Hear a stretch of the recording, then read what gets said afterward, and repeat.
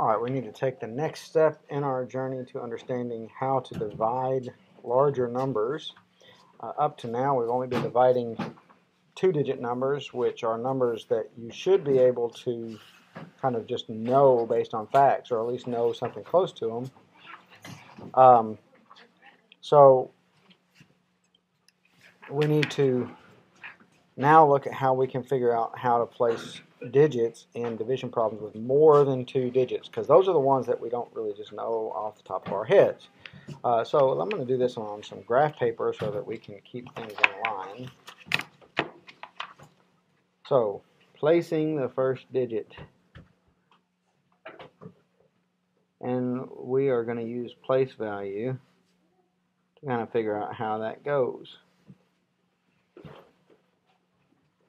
Okay, so let's imagine that we have a division problem, and we're going to do it by using an actual real world problem. So imagine that Jaime took 144 pictures on a digital camera, and he's going to place those 144 pictures in 6 photo albums.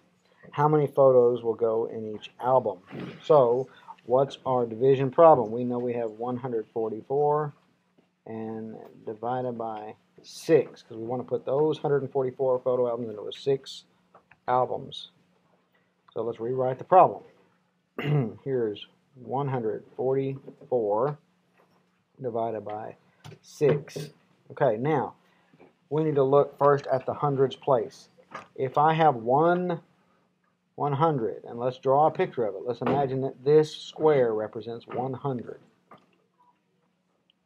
Can I divide 100 into 6 equal things? I cannot. So I'm not going to start with that digit. In fact, I'm going to put a 0 above that digit just so that I don't write anything there. So now I'm looking at breaking this up into 10 tens. 1, 2, 3, 4, 5, 6, 7, 8, 9, 10. Now the original number was 140 and 1, 2, 3, 4. That was the original number, 144. Well, now my 100 is 1, 2, 3, 4, 5, 6, 7, 8, 9, 10 tens plus 1, 2, 3, 4 tens. That's 14 tens. How many times can 6 go into 14? That's a number I can divide, and I know that 6 can go into 14 twice. So I'm going to write my 2 above the 4 in 14. And 2 times 6 is 12. I'm going to subtract, and I get 2 left. There are 2 tens left over.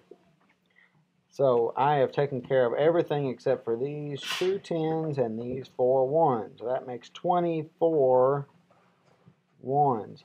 Can I divide 24 into 6 equal groups? Yes, I can. I know that 6 goes into 24 4 times. 4 times 6 is 24. I subtract and there's nothing left. So I can put 24 photos into each of the 6 photo albums. That's how we figure out how to get started with bigger numbers. The key thing to remember is that we have to have a bigger number in the place value that we are trying to divide than what our divisor is. So let's look at another one. If I have 166 divided by 4, I'm going to divide 166 by 4. Now we're going to divide the hundreds place. That number in the hundreds place, 1, is smaller than our divisor, 4, so I can't divide it. That's a 0. What about the next digit? That's a 16. That means there are 16 tens. I can divide those tens 4 times because 4 times 4 is 16. When I subtract, I get 0. 0 10s, and 6 1s. How many times can 4 go into 6? Once. 1 times 4 is 4. I subtract, and I have 2 left. And I'm out of numbers. I can't bring anything else down. So I have 41 with a remainder of 2. So that's how we know how to place the digit. And what if I have one where the first digit can be divided? Well, let's see. If I have 452 divided by 4, can I divide 400s by 4? Yes, I can. That can be divided once. 1 times 4 is 4. Subtract, I get 0. Bring down a 5. Can I divide 4 into 5? Yes, I can. 1 time. 1 times 4 is 4. Subtract, I have 1 left. Bring down a 2. Can I divide 12 by 4? Yes, I can. 3 times. 3 times 4 is 12. Subtract, and there's 0 left. So 452 divided by 4 is 113. I'm going to put a box around my answer so that my teacher can tell what my answer is. That's how we place the first digit. It is very important as we go forward that you understand how to do this and you do it properly. You must line up your work very neatly, just so that way when you actually do work on paper and I'm checking it, I can tell what you've done is correct. So please make sure you do that.